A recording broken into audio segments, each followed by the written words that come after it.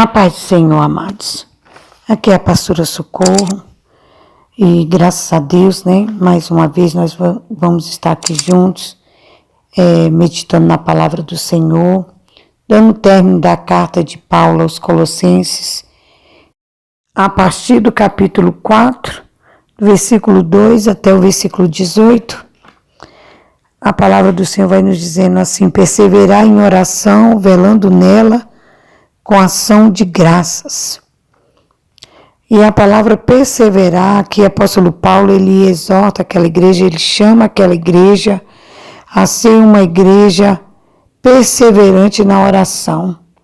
E essa palavrinha, amados, perseverar, ela significa persistir, ser constante, permanecer ou conservar-se. No grego, ela significa a capacidade de aguentar firme diante da dificuldade, de manter-se firme diante da dificuldade. Então, o apóstolo Paulo, ele vem exortando aquela igreja, porque essa é a vontade de Deus. Uma igreja, irmãos, que seja perseverante, uma igreja que permaneça, uma igreja que se conserve na posição da oração. Nós sabemos que hoje nós vivemos tempos em que, infelizmente, os cristãos não gostam mais de dar tempo para a oração, ou eles oram, ou oramos durante alguns minutos, e aquilo parece que já estamos satisfeitos com aquele pequeno momento de oração. E não é dessa forma, assim como Paulo ele exortou aquela igreja, que aquela igreja fosse uma igreja perseverante, assim também é a vontade do Senhor Jesus. No livro de Lucas, capítulo 18, o Senhor vem nos contando uma parábola que diz assim: contou-lhes também uma parábola sobre o dever de orar sempre e nunca desfalecer, dizendo: havia numa cidade um certo juiz que nem a Deus temia, nem respeitava a homem algum. Havia também naquela mesma cidade uma certa viúva, e ia ter com ele, dizendo: faze-me justiça contra o meu adversário. E por algum tempo ele não quis, mas depois disse consigo: ainda que não temo a Deus, nem respeito aos homens, todavia, como esta viúva me molesta, hei de fazer-lhe justiça, para que enfim não volte e me importune muito. E disse o Senhor: ouviu o que diz o injusto juiz? Então, irmãos, aqui a palavra do Senhor vai nos dizendo sobre o dever, o próprio Jesus trazendo aos seus discípulos esse ensinamento, o dever de orar sempre, a obrigação que nós temos, de permanecer na oração. Aqui no versículo 5, versículo 6, diz assim: e por algum tempo não quis, mas depois disse consigo: ainda que não temo a Deus, nem respeito os homens, todavia, como esta viúva me molesta, hei de fazer justiça. Então, amados, pela atitude daquela viúva nessa parábola aqui, o Senhor vai nos dizendo que pela atitude dela de incomodar aquele juiz julgou aquela causa. E no versículo 7, ele diz assim: e Deus não fará justiça aos seus escolhidos que clamam a ele de dia e de noite, ainda que tardio para com ele?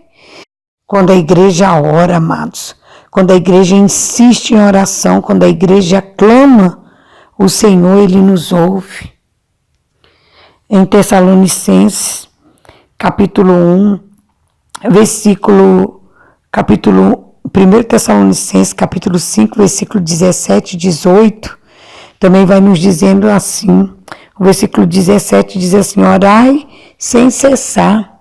E o 18 diz: em tudo dai graças, porque esta é a vontade de Deus em Cristo Jesus para convosco. Então, amados, a vontade do Senhor é que nós venhamos ter uma vida em constante oração, ainda que com luta, ainda com dificuldades. Sabemos, amados, que passamos lutas na área física, muitas vezes com enfermidades, na área sentimental, não é verdade? Sofremos ataques no reino espiritual. Sabemos que Satanás ele tem uma luta constante contra as nossas vidas, mas mesmo assim a vontade de Deus é que nós possamos permanecer firme em oração diante de todas essas dificuldades. No versículo 3, amados, Paulo vai dizendo assim: orando também juntamente por nós, para que Deus nos abra a porta da palavra a fim de falarmos do mistério de Cristo, pelo qual estou também preso, para que o manifeste como me convém falar.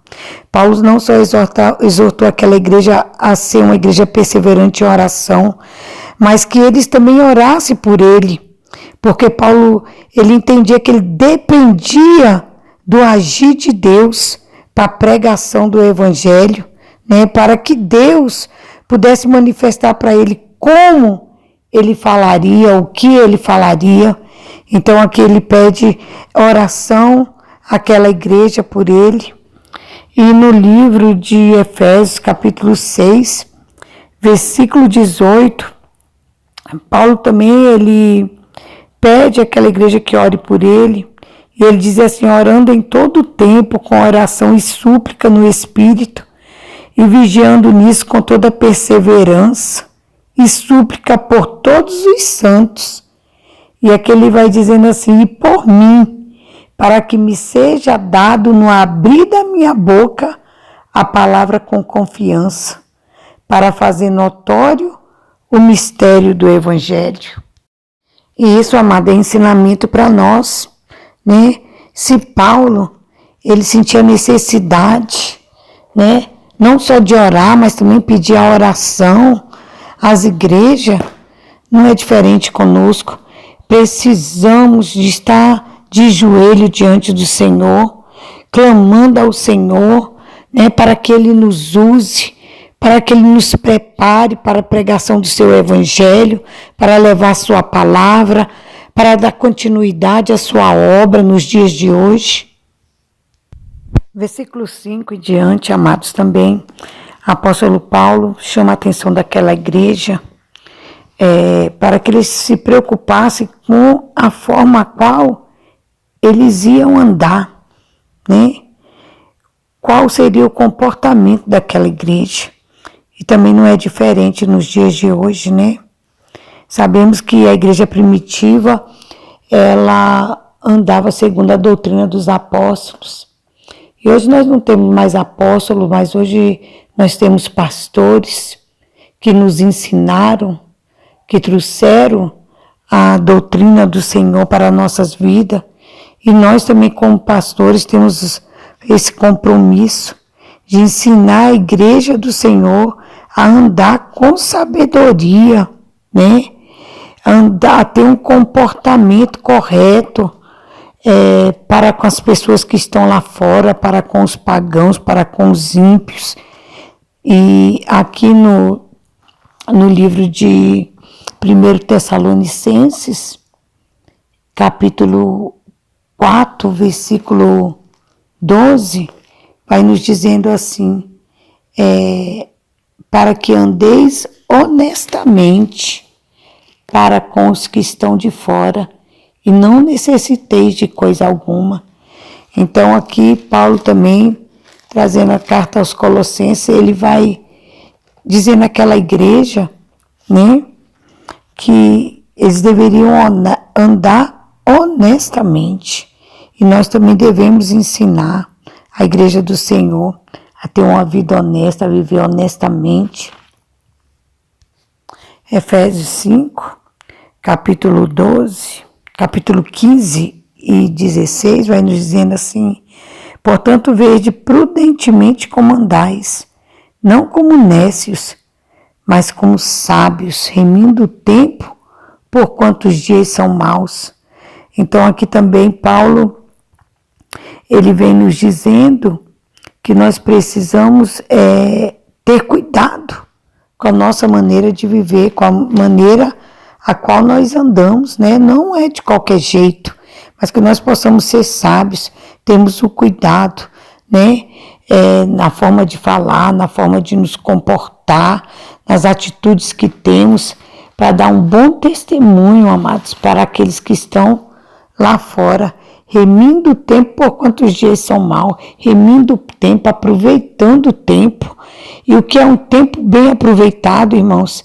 É um tempo que nós passamos meditando na palavra do Senhor, um tempo que nós passamos na oração, junto com os nossos irmãos, meditando na sua palavra, dando graças ao nome do Senhor, o tempo que nós passamos ensinando a nossa casa, nossos filhos, o nosso cônjuge, aqueles que estão à nossa volta, que nós possamos, irmãos, estarmos mesmo assim bem despertados, né, para a vontade de Deus nas nossas vidas. Versículo 6 diz assim: a vossa palavra seja sempre agradável, temperada com sal, para que saibais como vos convém responder a cada um, né? Então, é uma palavra temperada. Sabemos que o sal, ele traz gosto, ele traz sabor, né? E assim também tem que ser a nossa palavra. Em 1 Pedro, capítulo 3, versículo 15, vai nos dizendo assim: e estáis sempre preparados para responder com mansidão e temor a qualquer que vos pedir a razão da esperança que há em vós. Os versículos 7 e 8, Paulo ele vai enviando Tíquico e Onésimo até aquela igreja de Colossos, né? Ele manda ali a carta pelos dois irmãos para que eles levassem notícia dele e também pudesse trazer para ele notícias das igrejas. Então nós vemos Paulo aqui, né, preocupado ali com aquela obra e com aqueles irmãos. Nas saudações finais, do versículo 10 em diante, Paulo reconhece o trabalho de cada um dos irmãos que estava com ele, reconhecendo a fidelidade e a cooperação que cada um dava para o reino de Deus. E é assim também que nós devemos estar, né, irmãos? Como obreiros do Senhor, comprometidos com a sua obra, com o seu evangelho. Essa é a vontade de Deus. E finalizando, Paulo também recomenda que após os colossenses lerem a carta que ele está enviando, que também ela fosse lida em Laodiceia, e a carta de Laodiceia fosse lida também em Colossenses. E assim Paulo ele se despede daquela igreja.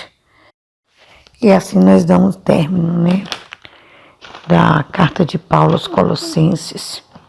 E graças a Deus, né, por esses momentos que o Senhor nos deu meditando na sua palavra. Que Deus possa abençoar cada um dos irmãos. E desde já eu agradeço a oportunidade. Me despeço com a paz do Senhor. Amém.